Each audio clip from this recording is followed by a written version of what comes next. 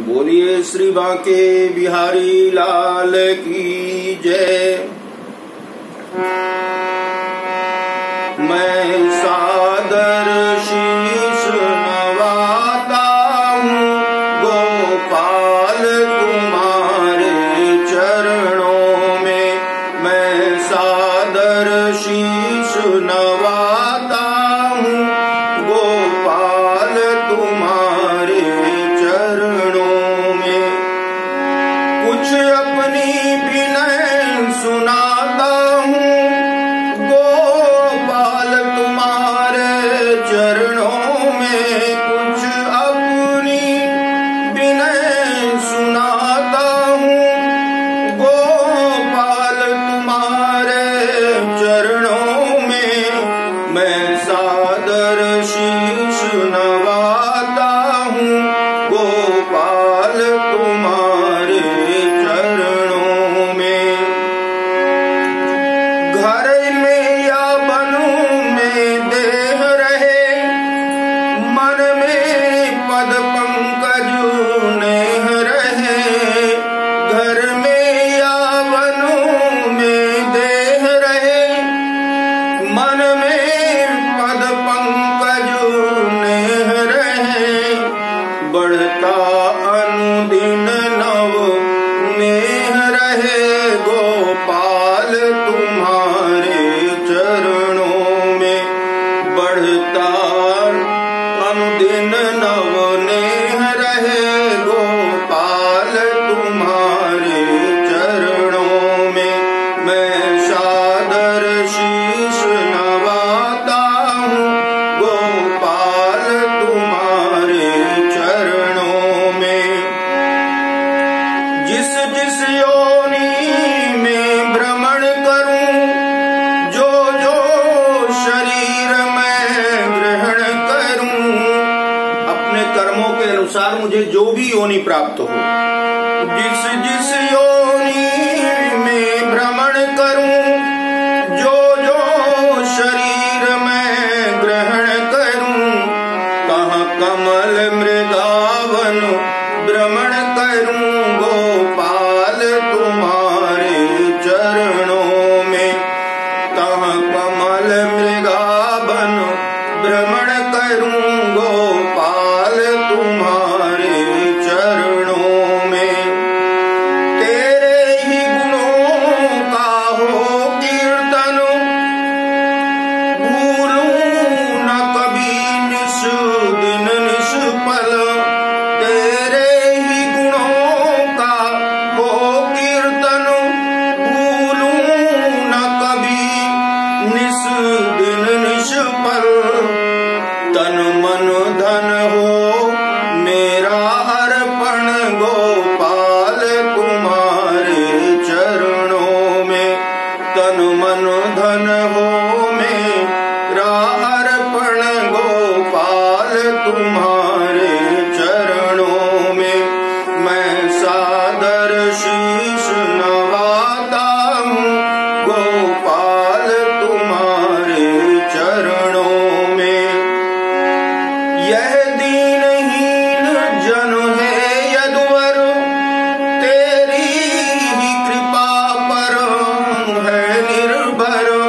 ये दीनहीन जन है यदुवर, तेरी ही कृपा पर है निर्भर। हो जाए किसी भी भांति गुजर गोपाल तुम्हारे चरणों में।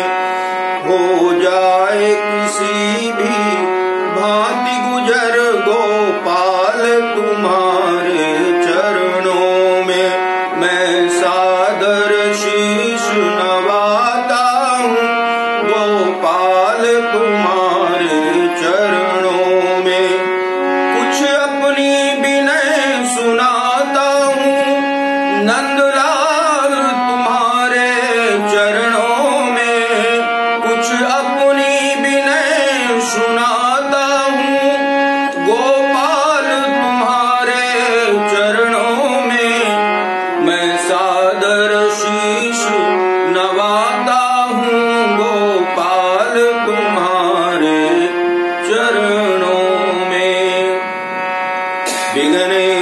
महेश्वराय वरदाय सुरप्रियाय लंबोदराय सकलाय जगद्दिताय नागाननाय स्तुतियज्ञ विभूषिताय गौरीसुताय गणनाथ नमो नमस्ते। शारदा शारदाम्भोज बदना बदनाम्बुजः सर्वदा सर्वदास्माकं सन्निधिं सन्निधिं कुरु। गुरुर्ब्रह्मा गुरुर्विष्णु गुरुर्देवो महेश्वरः गुरु साक्षात् परब्रह्म तस्मै श्री गुरवे नमः। वसुदेव सुतं देवं कंसचाणूरमर्दनं देवकी परमानन्दं कृष्णं वन्दे जगद्गुरुम्। हरे परमात्मने नमः। ओम नमो भगवते वासुदेवाय। श्री कृष्णाय नमो नमः। आज पुरुषोत्तम मास का पुनीत दिवस और आज हम लोग श्रवण करेंगे 29वां अध्याय। इस कथा को सूत जी महाराज शौनक आदि ऋषियों के समक्ष गान कर रहे हैं और ये इतनी पवित्र कथा है कि इस कथा को स्वयं श्री हरि नारायण ने नारद जी को सुनाया है। पुरुषोत्तम मास का महात्म्य। तो आज 29वें अध्याय में सूत जी शौनक आदि ऋषियों से कहते हैं कि हे ऋषिगणों, जिस समय भगवान के कल कथा सुनी थी आपने कि उस पापी ब्राह्मण को जिसने इतने पाप किए थे कि उसको पहले प्रेत योनि मिली, उसके बाद बंदर की योनि मिली और बंदर की योनि के बाद उसको करोड़ों जन्म तक नरक की योनि भोगना था। ये उसके कर्म के अनुसार चित्रगुप्त ने पहले ही निश्चित कर दिया था। लेकिन पुरुषोत्तम मास में 5 दिन तक सरोवर में पड़ा हुआ भगवद स्मरण करते करते जब प्राणों का परित्याग करता है तो उसको लेने के लिए भगवान का विमान आता है, भगवान के दूत आते हैं। अब ये तो बड़े आश्चर्य में हाथ जोड़ करके और नूतन शरीर, क्योंकि जो वानर का शरीर था उसका त्याग किया और नया शरीर धारण करके और बड़े आश्चर्य में सोच रहा है कि कहीं ऐसा तो नहीं कि गलती से मुझे बिठा कर लिए जा रहे हैं, क्योंकि मैंने तो ऐसा कर्म ही नहीं किया कि मुझे ऐसी गति प्राप्त हो, भगवान के दूत मुझे लेने के लिए आए। उस समय भगवान के दूत हाथ जोड़ करके कहते हैं कि हे विभो, आप गोलोक के लिए चलिए। आपने विशेष स्थान श्री पुरुषोत्तम की शरण प्राप्त की है, देर मत करिए। आपको भगवान पुरुषोत्तम के चरण कमलों की शरण प्राप्त हो गई। अब वो ब्राह्मण करदय जो है वो बोलता है, जो बंदर था, तो वो कहता है कि मुझे अनेक कर्मों को अभी भोगना शेष है। किस कर्म से छुटकारा पाकर के गोलोक प्राप्त हो गया, कृपा करके बताइए। हे हरि के प्यारो, यह दिव्य सुंदर शरीर मुझे किस पुण्य के कारण प्राप्त हुआ है, कृपा करके मुझे बताइए, क्योंकि मुझे अपने पूर्व जन्मों की याद है। गीता में भी आप लोग श्रवण करेंगे कि भगवान यही कहते हैं कि हम इस संसार में जब आते हैं तो भगवान को स्मरण करते हुए आते हैं और जैसे संसार में आ जाते हैं भगवान को भूल जाते हैं। जब भगवान को भूलते हैं तभी दुर्गति प्रारंभ होती है। नहीं तो ये संसार में इतना कोई कष्ट नहीं है। याद करिए, जब गर्भ में वो जीव होता है, बच्चा होता है, 5 महीने के बाद उसको चेतना आ जाती है। दर्द भी होता है, भूख भी लगती है, आनंद भी होता है, प्यास भी लगती है, दर्द भी, वेदना, सब कुछ होता है। और कितने कष्ट में वो जीव गर्भ के अंदर होता है।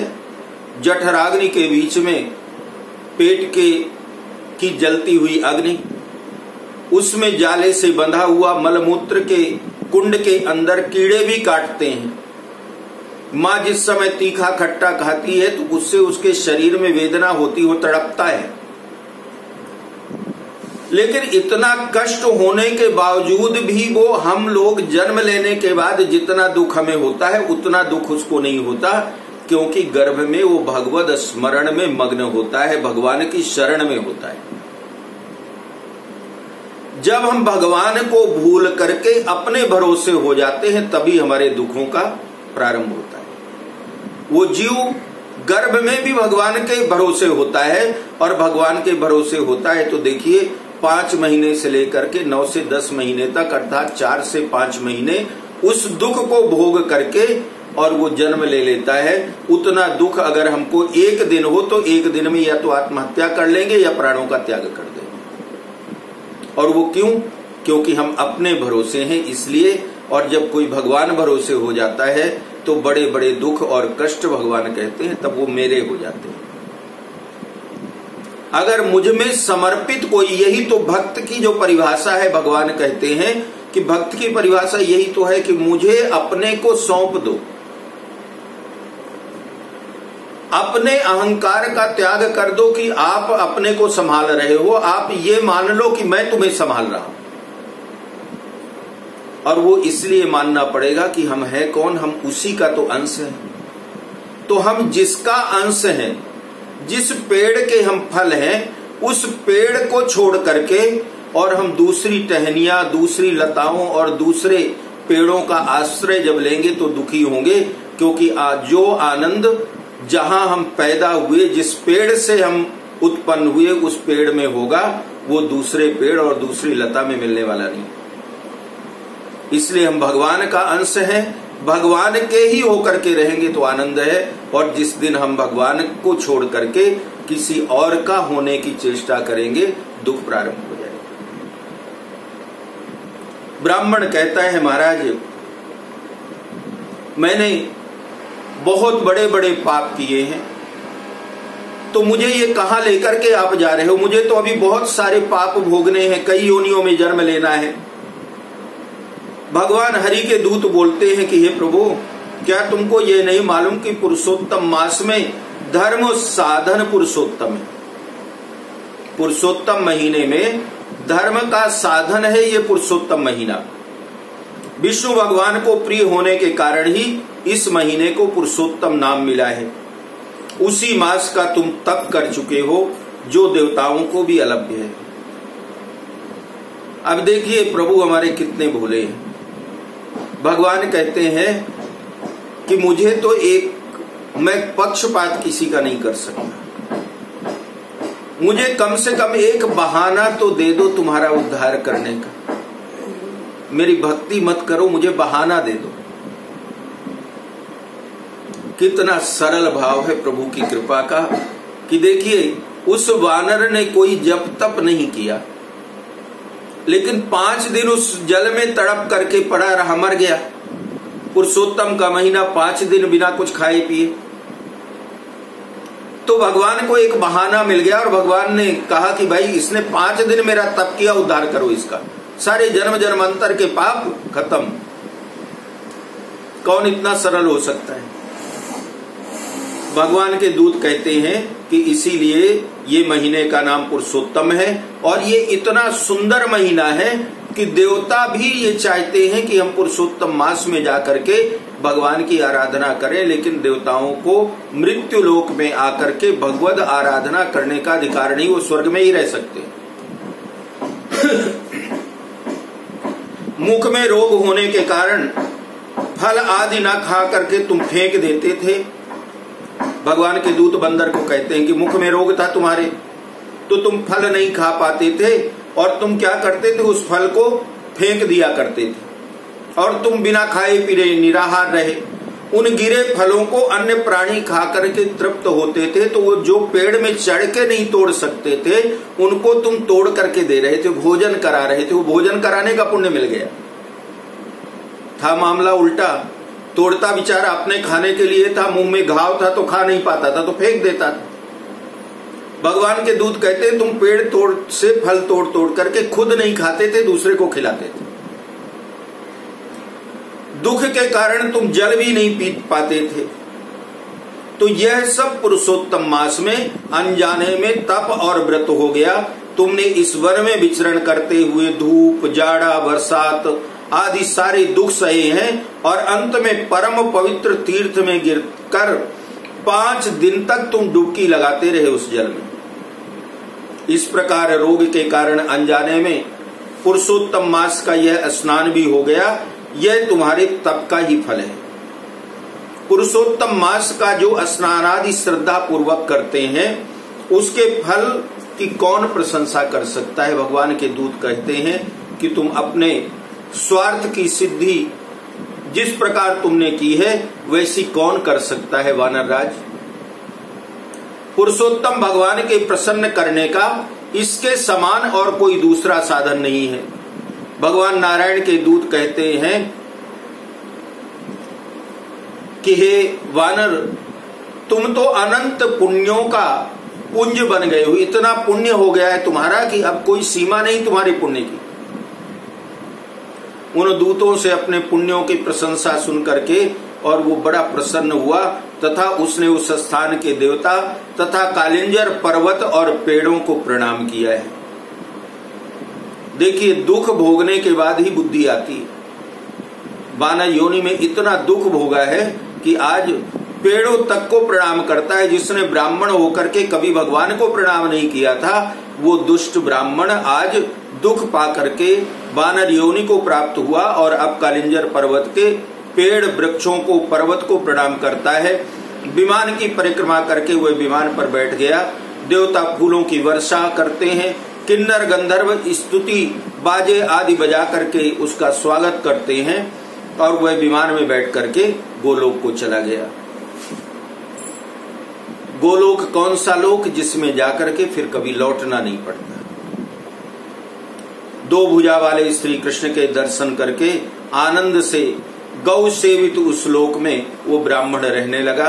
भगवान श्री नारायण कहते हैं कि देवता इस मास के इस चमत्कार को देख करके प्रशंसा करते हुए अपने अपने लोक को चले गए। अर्थात जब उसको विमान में लेकर के जा रहे थे तो देवता भी देखने को आए थे कि इतने बड़े पापी का उद्धार कैसे हो गया।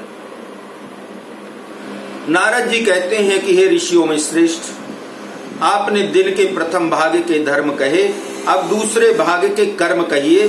भगवान नारायण कहते हैं कि हे नारद, प्रातः कर्म करने के बाद मध्याह्न में संध्या करें, तिल से तर्पण करें, पंच यज्ञ करें। ये जो व्रत करते हैं उनके लिए नियम है। भूत बलि कौवे के कुत्ते आदि को दें। द्वार पर आकर के गोदोहन काल तक अतिथि को देखें। गोदोहन काल का मतलब होता है सनसेट टाइम, संध्या के समय गोधूली में। और अगर कोई अतिथि मिल जाए तो उसका स्वागत सत्कार करें। ब्रह्मचारी, सन्यासी तथा भिखारी को यथाशक्ति दान करें। इसके बाद पूरब की ओर मुख करके शुद्र वस्त्र धारण करके शुद्ध स्थान में स्वस्थ होकर के प्रसन्न चित्त से भगवत प्रसाद भोजन करें। भोजन एक पात्र में 2 जन को नहीं करना चाहिए, अर्थात जूठा भोजन कभी ना करें। जो केवल अपने लिए रखें, जो कांसे के पात्र में रखकर खाता है उसकी आयु, बुद्धि, यश तथा बल बढ़ते हैं। भोजन से पहले 5 ग्रास गौ, कुत्ता, कौवा, अभ्यागत और पिपीलिका आदि को देना चाहिए। पिपीलिका का मतलब होता है पेड़ के नीचे के जो कीड़े मकोड़े होते हैं उनके लिए। और पहले मीठा खाएं, फिर नमकीन खाएं, फिर और खट्टा बीच में, कड़वा गर्म अंत में भोजन करें, अथवा पतला पदार्थ पहले, कठिन वस्तु बीच में और अंत में पतला पदार्थ खाएं। सन्यासी को 8 ग्रास। अब यहां ये सुन लीजिए कि कैसे भोजन, कितना खाना है।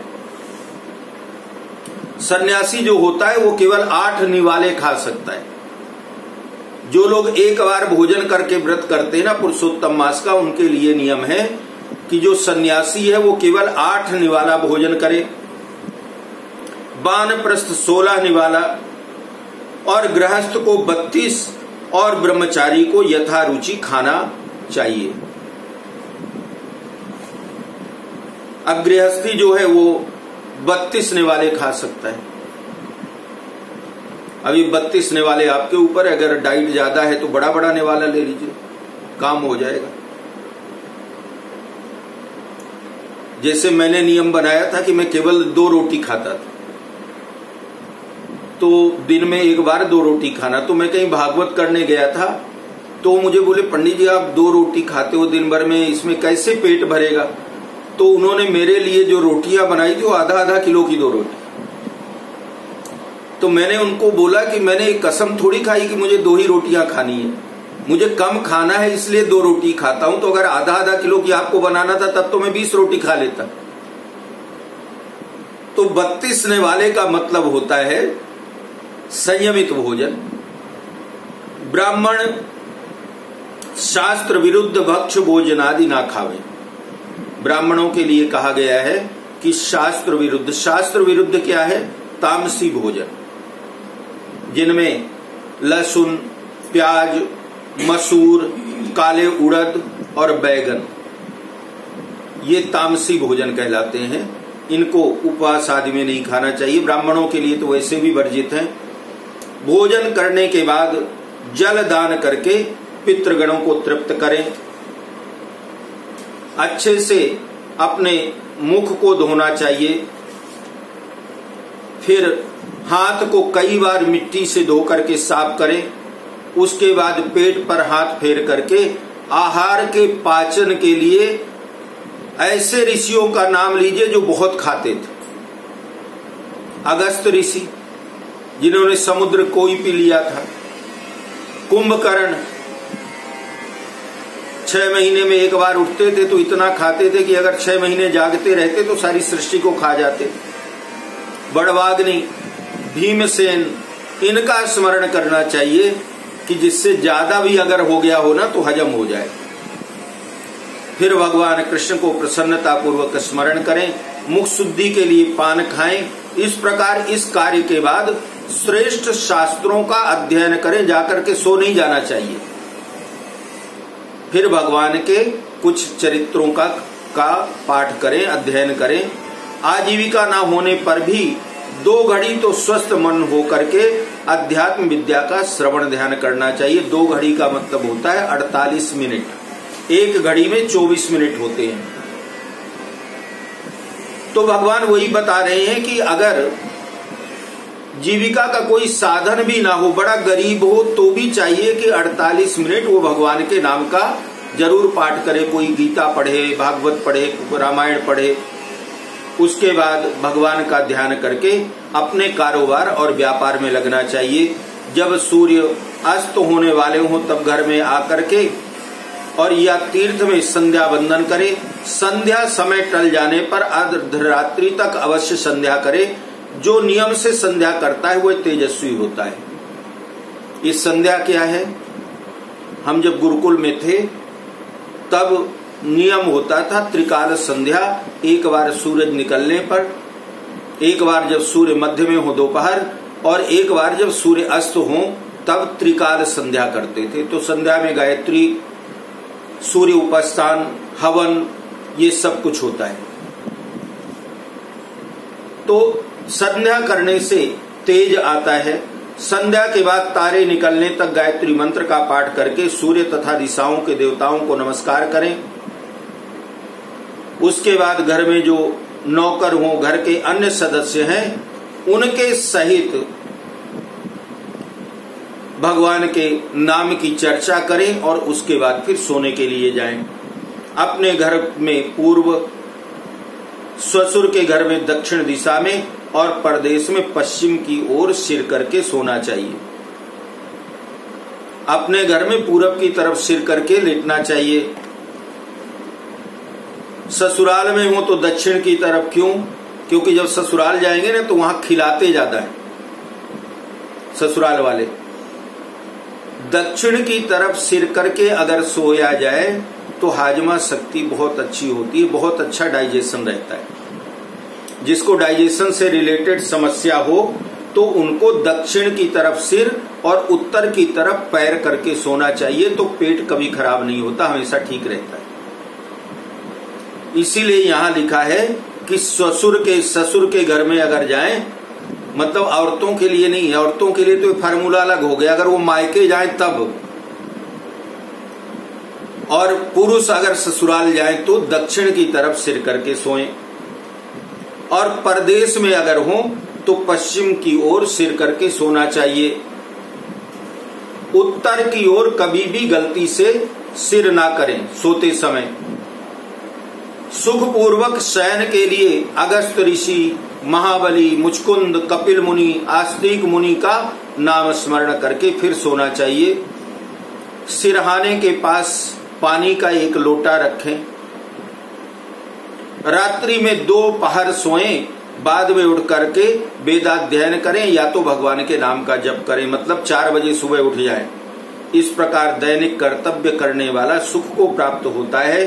श्री नारायण जी कहते हैं कि गृहस्थाश्रम के सुंदर कर्तव्य कर्म वेद के समान है। अपने संसार के जो गृहस्थियों के जो कर्म है, जो उनका धर्म है गृहस्थ का पालन करना, तो अगर वो इस नियम से अपने गृहस्थी में रहते हैं तो मतलब वो रोज वेद पाठ करते हैं। उनके कर्म ही गृहस्थ का नियम पूर्वक पालन करना ही वेद के समान पाठ का फल देता है। यह गृहस्थाश्रम के सुंदर कर्तव्य कर्म वेद के समान है। संसार की भलाई के लिए ही मैंने ये वचन कहे। भगवान कहते हैं कि हे नारद, मैंने तुम्हें ये इसलिए बताया कि जिससे संसार का भला हो।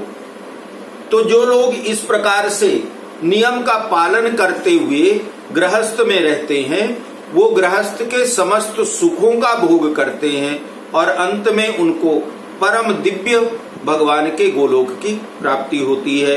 हरि ओम। श्री बृहन्नारदीय पुराणे श्री पुरुषोत्तम मास महात्म्ये श्री नारायण नारद संवादे आनि कथन नाम एकोनविंशोस्तवः। बोलिए श्री पुरुषोत्तम भगवान की जय। श्री वृंदावन बिहारी लाल की जय।